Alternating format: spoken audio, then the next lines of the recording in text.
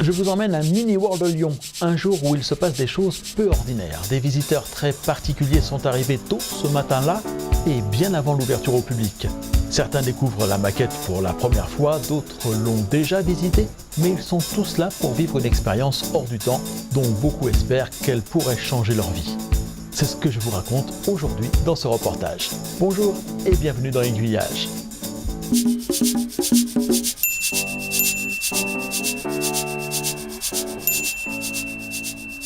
À Lyon, Mini World continue de grandir. Et il faut mettre les bouchées doubles pour parvenir à terminer à temps la première partie du nouveau monde Mini Lyon qui sera ouvert au public en avril et qui doit être terminé d'ici la fin de l'année avant que démarrent les travaux de construction d'un autre monde qui devrait quant à lui être inauguré avant 2020, autant dire demain. La pression du temps est forte, l'équipe va par conséquent être étoffée et 10 nouveaux constructeurs de monde devraient la rejoindre dans les tout prochains jours. D'ici la fin de l'année, ce sont pas moins de 30 nouveaux maquettistes qui pourraient être recrutés en fonction de l'avancée d'autres projets qui sont dans les cartons des créateurs de Mini World, qui espèrent bien faire essaimer d'autres mondes dans de nouvelles villes.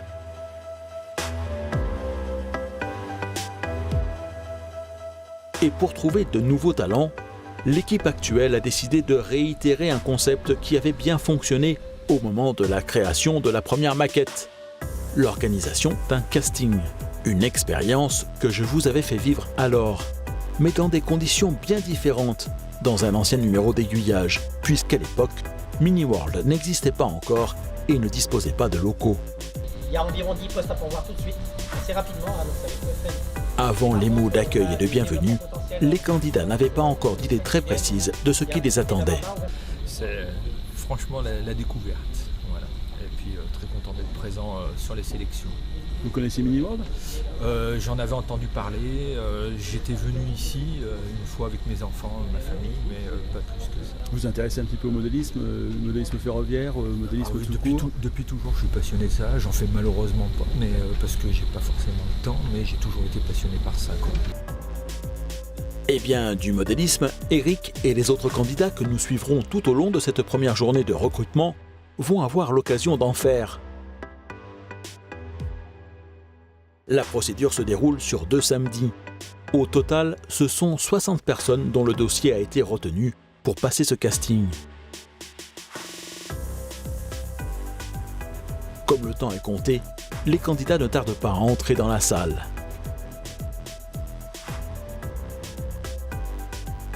Six tables ont été disposées. En fait, ce sont les structures construites pour Mini Lyon qui font office de plan de travail. Chaque maquettiste dispose des mêmes outils et d'une planche. Ils peuvent venir chercher ce dont ils ont besoin, polystyrène, plâtre, flocage, personnages, peinture, au magasin qui a été installé à l'entrée de la salle. Les maquettistes vont devoir plancher sur un thème imposé. Je mets les lunettes d'abord. Nous sommes dans une petite ville au bord d'un massif montagneux. Une rue longe le dernier terrain constructible.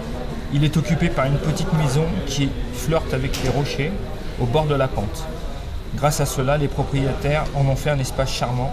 Nous sommes pendant le joli mois de mai. C'est un thème qui vous inspire ? Bah oui, j'ai envie de faire des petits clins d'œil un peu drôles, des petits personnages un peu incongrus. Je verrai ça après. Jusque-là, ça se passe bien ? Oui. J'ai l'impression que ça va prendre forme petit à petit, mais ça me rassure. Alors Bruno, tu passes de l'autre côté de la barrière ? Bah oui, tu vois. Ça te rappelle des souvenirs, oui ? Ouais. T'as vécu ça il y a 4 ans ? 4 ans, ouais. Ouais. Il y a 4 ans, le même stress apparemment. Le thème est différent aussi. Le thème est complètement différent, là il n'y a pas du tout de train, il n'y a pas de ferroviaire.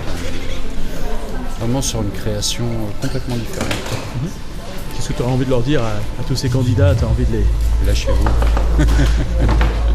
Lâchez-vous. L'idée, là en fait, donc on a les montagnes avec une cascade et là il y a un lac. Là on va avoir la route, ici il y aura la maison et là c'est les collines. Vous avez déjà fait un peu de maquette, vous avez déjà un peu d'expérience de ces choses-là? Alors c'est la première fois que je fais une maquette comme ça, je n'en ai jamais fait. Ouais. Après je suis très manuelle, donc je fabrique pas mal de choses depuis que je suis petite. Mais là, dans cette taille-là et dans un temps limité, c'est la première fois. Ça va, vous êtes confiante? Bah, déjà comme il l'a dit, moi je me fais plaisir et puis je vais au bout de mon idée. Bon, je pense que j'étais un peu ambitieuse, donc je fais un petit peu à la bourre je pense. Mais je vais essayer de faire au mieux et voilà.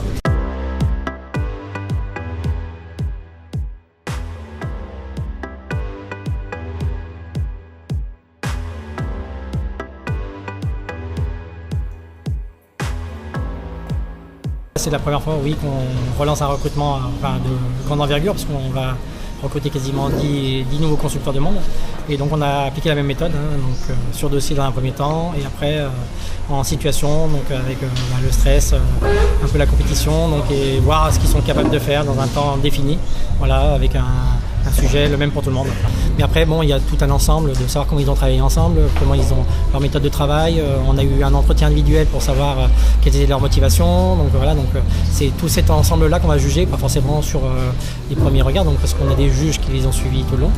Et après, ça va être à nous de faire comme le premier casting où on n'était pas tous d'accord sur les profils à recruter. Et on s'est un peu battu pour défendre chacun son préféré. Donc voilà, je pense que ça va être la même chose ici.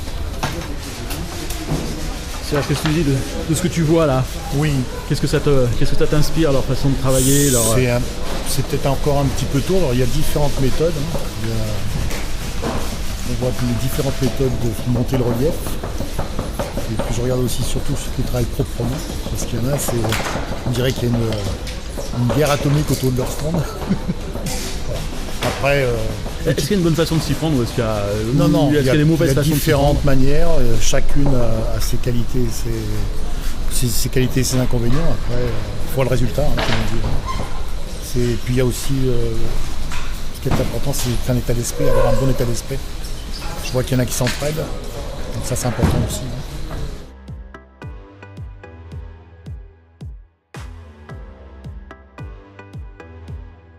Dans un premier temps, c'est une dizaine de constructeurs de monde qui devraient être recrutés.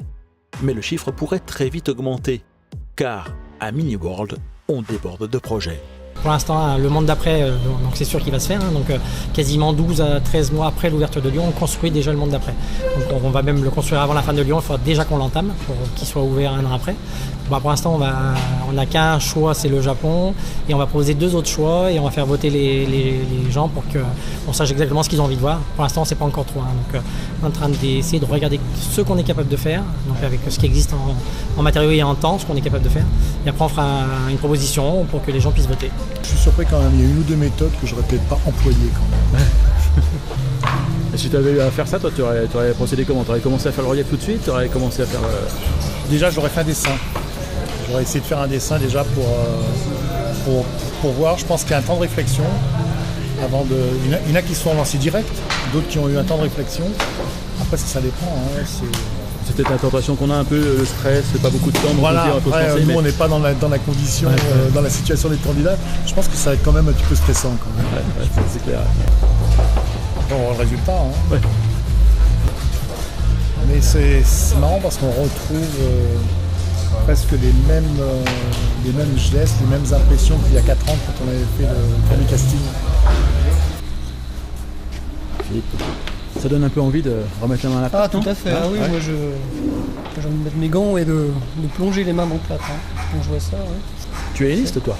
Héniste, ouais. Et moi, ce que je préfère dans la maquette, dans le réseau, c'est le décor, c'est le paysage, c'est concevoir. Et puis, là, quand on fait le décor, quand on met en forme le paysage, on voit tout de suite l'ensemble du réseau. Et c'est là où on apprécie vraiment tout le travail qui a été fait, quoi.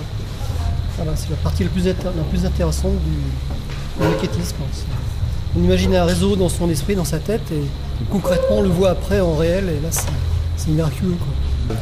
Alors l'idée c'est une petite rue en cul-de-sac avec un parking, un léger relief début de montagne donc, avec la maison, la petite propriété, avec un petit jardin, une entrée, un petit portail si j'ai le temps. Et après voilà, des haies, des arbres un petit peu partout. Vous êtes déjà modéliste? Oui, modéliste ferroviaire du coup. Ouais. C'est pour ça que les reliefs et tout j'ai déjà fait. puis j'ai quelques petites techniques que je vais essayer d'appliquer, que j'ai apprises du coup grâce au modélisme ferroviaire. Vous connaissez Miniworld déjà? Oui, bah justement, via Aiguillage, j'avais découvert, avant même que ce soit construit, j'avais découvert quand c'était encore qu'une idée, quoi, et depuis je suis, avec vos reportages, tous les reportages que vous faites sur l'évolution des différents projets. Du coup, ça vous a donné envie d'être candidat ici et d'intégrer l'équipe?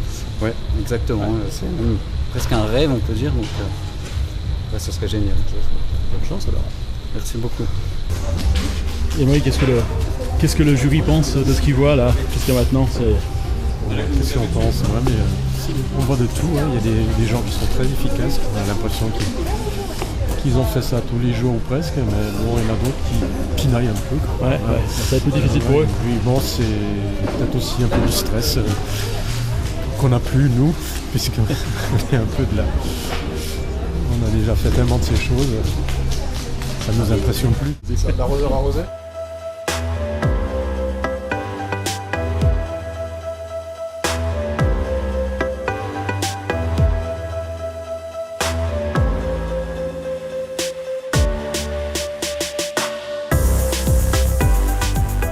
Le plus difficile dans l'exercice, c'est certainement la gestion du temps.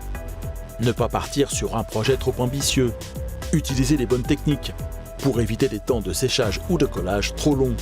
Bien penser à respecter tous les éléments du cahier des charges. Les candidats sont arrivés à 8 heures. Le début du test, à proprement parler, était programmé pour 9 heures. Chacun a dû se rendre à un entretien et prendre une pause déjeuner. Autant de précieuses minutes qui sont venues amputer le temps passé sur la création des dioramas. Pour autant, pas d'abandon sur cette première journée et tous les modélistes sont parvenus à proposer une création aboutie, même si la grande liberté d'interprétation laissée aux créateurs a conduit à des résultats très différents. Alors un petit mot sur comment s'est passée cette journée finalement?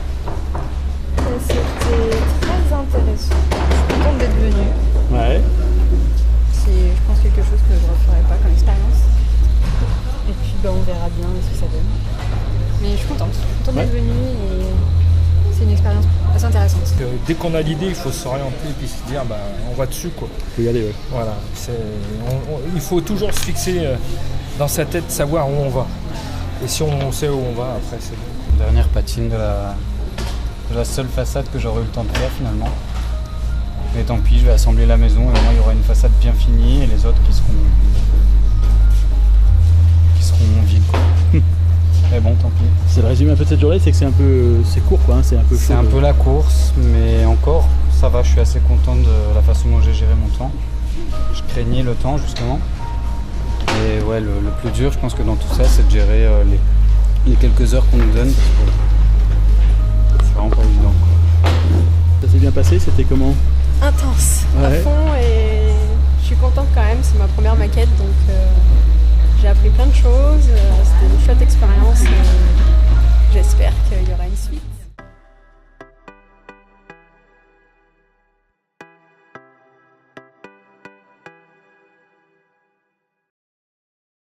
Est-ce que Eric, Florian, Émilie ou Johanna feront partie de la prochaine équipe des constructeurs des futurs mondes? Ou est-ce que ce sont d'autres candidats dont nous avons pu suivre le travail au cours de cette journée que l'on retrouvera prochainement dans les ateliers de Miniworld Lyon? Il est bien évidemment trop tôt pour le dire.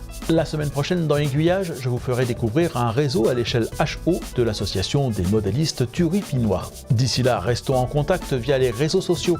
Abonnez-vous à la chaîne YouTube d'Aiguillage, aimez sa page Facebook et recevez chaque semaine les nouveaux reportages directement dans votre boîte mail chaque lundi et vendredi à 18h en vous inscrivant à l'Aiguille aux lettres. Et surtout, passez-vous aussi en première classe en décidant de soutenir le magazine Aiguillage pour lui permettre de continuer d'exister. L'Aiguilloton 2018 est lancé, l'avenir de ce magazine est entre vos mains.